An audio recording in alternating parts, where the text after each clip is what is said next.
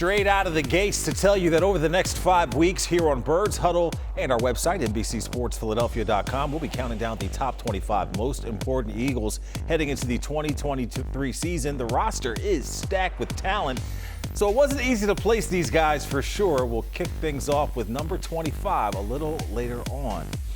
Welcome into Birds Huddle for now, powered by PointsBet, along with the most important man on this show, Mr. Barrett Brooks. Don't be bashful. Embrace it. I'm Danny Pommells. Basically, our countdown is a way to show that Howie Roseman is great at putting together a roster. Barrett, there's really no argument with that. No question. He understands how to go out there and manipulate numbers so he can bring in top players, and it's worked thus far. So, yeah, I don't know how he does it, but how he gets the job done in certain situations, which I would have never thought he'd be able to bring in the players he brings in, but somehow he does it. Yeah, and one of Howie's big acquisitions in the 2022 season was Hassan Reddick. Over Father's Day weekend, Reddick held his 5th annual football camp in his hometown of Camden. His drive to give back stems from his role model, his father, Ray. NBC 10's Karen Hua has the story. Like father. Go ahead, stretch it out. Keep going. Keep stretching. Like son. There we go. Give me 5. Hassan Reddick is the name you know. Let's get this energy, man. Make sure these guys ready to go. He's the Eagles' Pro Bowl edge rusher. We go get the QB. You ready for that? You here for one day? All right, you ready to get some work? But his father, Ray, is the man you may not know. The dad that's helped him reach superstar status. What it means to be a man, how to attack life, how to be disciplined and do the things that you're supposed to do and do them the right way. Come on, right here. I got you. Come on. So you're gonna come here, look, boom, boom, right? Then we're gonna turn. Now shuffle that way. There you go. My dad, man, he's been crucial to the fundamentals of my life. Hassan hosted his 5th annual free football camp for kids in Camden Saturday. There we go. Okay, where's easy peasy? He wants to be a role model for his hometown. He gets that from his dad. All the way through, all the way to the red line. He sets the bar as a role model, and Hassan respects that. You see the love, you see the relationship that they have. Let's go, baby. You getting that work in? Yeah, I have younger brothers, and we know how important it is for young guys to have role models to look after. We make sure to push for the whole city as much as we can. As for Ray, seeing his son succeed on Sundays never gets old. It's amazing. It's just like, it's just every time I get goosebumps. Every time I'm, either whatever stadium I walk into or just even watching him practice, you know what I mean? So it's just still amazing. It's like, a dream come true. That dream is reality, and reality is Hassan has become what he hoped, a role model. Wholeheartedly, he's a good person, God-fearing, but he just wanted to do the right thing. Smart, intelligent, young man. That young man is leaving a legacy. Yes, I do. As long as you work hard and you do good in school, stay out of trouble, of course you can. Yes. Thank you for believing in me. Always. A legacy his proud papa has seen up close. His legacy is just someone that went out there and accomplished, what couldn't have been accomplished. You know what I mean? Like I say, your story is just, unbelievable. Karen Hua, NBC 10 News. Better, that's what I like. Karen, great story and excellent job, Hassan Reddick. That brings us to Barrett's 3-point stance. Hassan Reddick is one of the best bargains in the NFL. Prior to last season, he signed a 3-year, $45 million deal with the Eagles, and he's already massively outplayed it, Barrett. No question. Just to hear those kids, talk. We heard at the end, he said, "You think I can make it to the NFL?" Yeah. Thank you for believing it. Yeah, right. That's amazing, because I know myself, I didn't have that type of person coming to my life at that point that's, a professional football player or anything. Not until I got to like 11 or 12 years old and I met Him was the first time I ever got exposed to the type of how I could be, how I can get out of my situation, where I could go. I was just going to work at the post office. Not saying anything's wrong with that. I'm just saying, that's the limit, mind concept that I had in my mind going forward. You made, if you went to the post office, you could live a good life and, and be happy. And that's where I was. But when you have a guy like Hassan Reddick going back to his hometown and mentoring to these kids, that means a lot, man. It means a lot, But he is vastly underpaid for what he does and brings to this team. 3 years, $45 million. That is horrible for playing for a guy that had 19.5 sacks last year. I mean, come on now. I know it's not a one-hit wonder. We talked about it when we first signed him last year. He had double-digit sacks for 2 years in a row. Now he has 3 years in a row, and he had 19.5. Should have been defensive coordinator of the year. So I went back and I looked at all the pass rushers, the edge rushers in the NFL and what they were getting paid. I'll start off with T.J. Watt first. T.J. Watt got $112 million, $28 million a year, 80 guaranteed. Joey Bosa, $135 million, $27 million guaranteed, and $78 million guaranteed, and $27 million a year. Myles Garrett, $125 million a year, guaranteed $50 grand. Khalil Mack, $141 a year, 23.5 year for 1 year, $60 million guaranteed. I'll stop with Max Gross, $94 million contract, $23.5 million a year, 26.5 guaranteed. So now, my man is underpaid, basically. He had more sacks than all of those guys, all of them. Yeah. And they signed him for 3 years, $45 million. Howard, you did it. You hoodwinked, bamboozled him. You know what I'm saying? But I know at that point, they didn't know if it was really a farce. He just, he lit it up against one team, had 6 sacks against the Giants. So he really didn't know where he was. Well, he showed you where he was. I'd be trying to get back to the table if I was him. But I understand why. I mean, they did him right, got him paid. Going in next year, if he has double-digit sacks next year, they're going to have to go to the table. They're going to have to give him some more money because that's simply ridiculous to be underpaid like that. He'll eventually get his money. He keeps playing the way he's playing, and how hard he works, it's going to shine, man. So, yes, he's vastly underpaid. I know he gave him a hometown discount, Howie. He understands that, but he'll take him to the table, and they'll do right by him. Yeah, for sure. Let's get to your second stance. The Eagles have added a lot of homegrown guys. In addition to Reddick, a Camden native, they have Sean Bradley from Rancocas Valley and Temple University. They have a Philly kid in DeAndre Swift. They also added Swift's high school teammate and South Jersey native Olamide Zaccheaus to the fold. Do you like the pivot to local guys for Howie Roseman? I do because, all these guys are talented. There's a lot of good football players in the South Jersey and Philadelphia area, outskirts. There are guys that can really play. And I look at these kids. Jeremiah Trotter's kids, going through the ranks. I think Jeremiah Trotter's son might be the #1 linebacker in the draft next year. Marvin Harrison Jr. Yeah, and Marvin Harrison Jr. He might be the first pick for wide receivers in the draft this year. There's a lot of talent here in Philadelphia and the outskirts of the tri-state area. And these kids are stepping up. I remember I interviewed Swift when I had a show called Breakfast on Broad, and just talking to him and see how grounded he was, how he was raised, how his parents, put him in great positions. Even Bradley, I did a couple Temple games for him, and he's one of those single-digit guys. You have to be a captain on the team and be one of the best players that had a single digits. So it's not like he's getting a hometown discount for nothing. These guys are talented guys and go out there and play at a high level.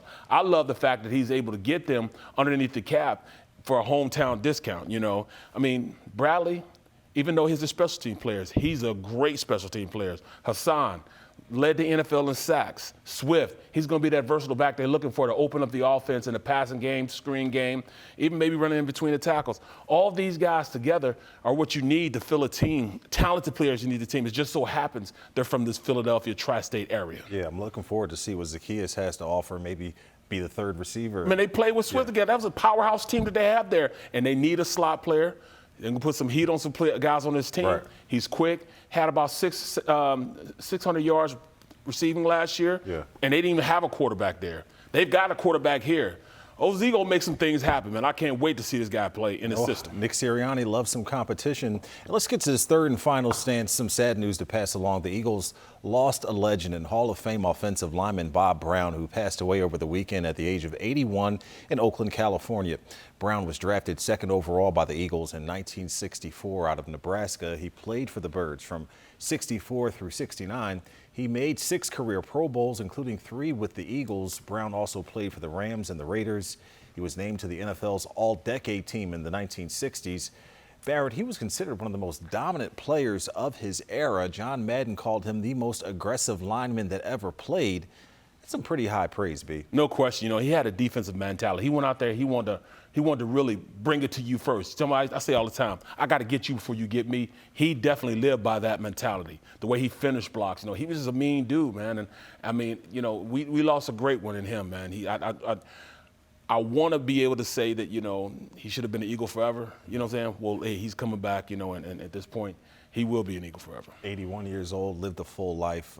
Props to Bob Brown on a remarkable life. And Ray Didinger said that if you line up the great offensive tackles in NFL history, Brown would be right at the top of the list. Bob Brown was 81 years old. Back, we begin our countdown of the top 25 most important Eagles and kick things off with a young guy ready to contribute. Stick around to see who comes in at number 25. Birds Huddle coming right back.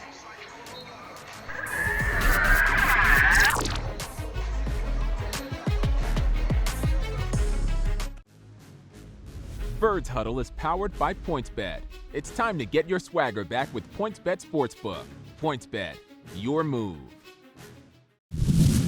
We're back here on Birds Huddle, and it's time now to kick off our countdown of the top 25 most important Eagles. They've got a loaded roster once again this year, so this was a pretty tough exercise to undertake. Barrett, are you ready to see number 25? Yeah, let's rock with it, man. All right, let's just dive right in. Coming in at number 25, one of the Eagles' prized rookies out of Georgia, linebacker Nolan Smith. He was the 30th overall pick after a 4-year career in Athens.